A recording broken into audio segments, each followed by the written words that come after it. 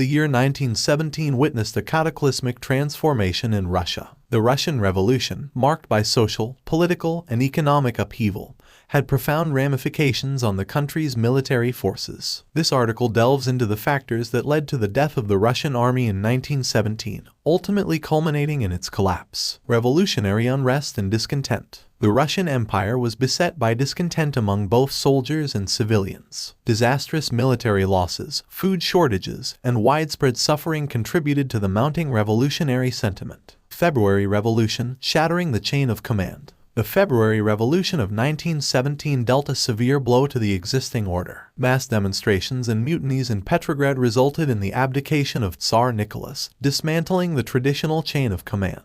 Soviet influence, dual power structures. The emergence of Soviet councils in major cities created a parallel power structure alongside the provisional government. This duality often led to conflicting orders and eroded the authority of military leaders. Fractured loyalties, soldiers' committees, and political agendas. Soldiers' committees, composed of elected representatives, began to exert influence within the army. These committees, initially formed to address grievances, soon became politicized, aligning themselves with various political factions. Deteriorating morale and discipline. The combination of revolutionary fervor, disillusionment, and lack of effective leadership resulted in a decline in military discipline. Soldiers' allegiance to the army and their officers waned, leading to a breakdown in order. Bread riots in the Petrograd garrison. The Petrograd garrison, historically considered a staunch supporter of the regime, became a focal point of revolutionary activity. Its involvement in bread riots and its ultimate alignment with revolutionary forces further weakened the army's cohesion. Lenin's call for peace, bread, and land. Vladimir Lenin's rallying cry resonated deeply with the war-weary population and soldiers. The promise of an end to the war, coupled with the prospect of land redistribution, swayed many in favor of the Bolsheviks. The October Revolution, final blow to military order. The October Revolution,